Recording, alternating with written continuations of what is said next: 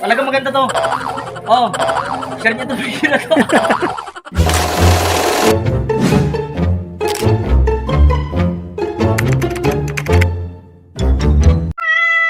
Ay parang timang. Magandang araw mga timang. Ngayong araw bago ako mag-deliver, papagupitan ko muna yung mga anak kong long hair.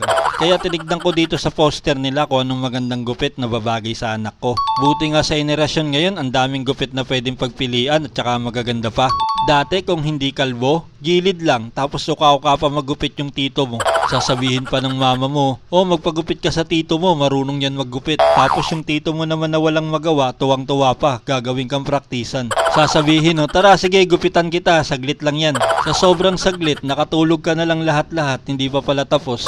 Tapos ang kati-kati na ng mukha mo, ang kati ng likod mo, ang kati ng tiyan mo, ang dami ng makati sa'yo, hindi pa rin tapos. Kaya pag sinasabing gugupitan ka ng tito mo, talagang tumatakas kami, hindi kami nagpapagupit eh. Kaya ayun, nauso yung kimpi nilit.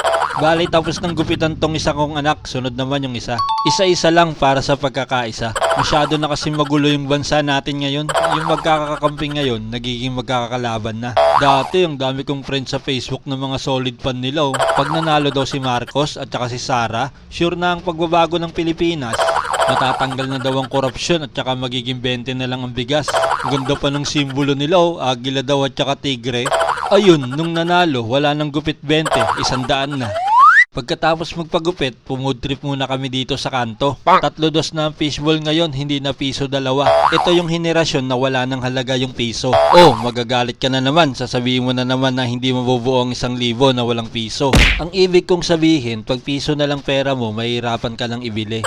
Sa Maynila nga yung candy roll, 5 piso 3. Tapos yung bubble gum, 2 isa, pipi pa. Pero bago tayo pumunta sa Maynila, dito muna tayo sa fishbowlan. Masarap ang sauce nila dito. Pag nagpo-food trip ako dito, para akong nagsasangyup. Kasi marami kang pagpipilian, tapos sa harap mo pa mismo iluluto. Kaya ano pang inaantay nyo? I-chat nyo na yung bantay dito kung bukas sila o hindi.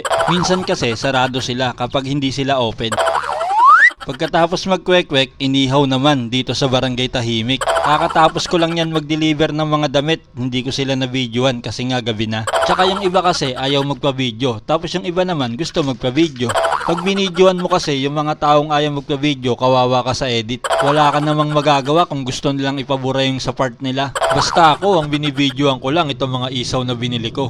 Hindi ko sinasama sa video yung nagpapaypay na asawa ni Saddam para hindi nyo makilala. At mukhang maluluto na tong pinapaihaw ko, pero yung inaantay kong kukuha ng damit wala pa din. 1 hour ago na nang sabihin niyang papunta na siya. Pero dahil mabait tayo na seller, hihintayin natin siya kahit abutin ng madaling araw. Maya-maya lang dumating na yung inaantay kong siga ng Cavite. Talagang maganda to.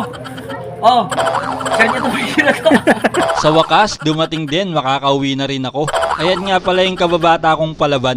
Sa sobrang palaban yan, kahit pilay napapatakbo pag nagwawala yan. Tapos pag napapadaan kami sa maraming aso, yung mga aso napapamiyaw. Iisa lang kasi ang moto niya sa buhay. Ang tapang ginagamit sa kalaban. Idol niya kasi si Robin Velasquez. Shoutout sa'yo pre, salamat sa pag-avail ng Batang Dato Gangsta Shirt Edition. O paano, hanggang dito na lang ulit mga timang. Salamat sa panonood. Pa-share naman po, please.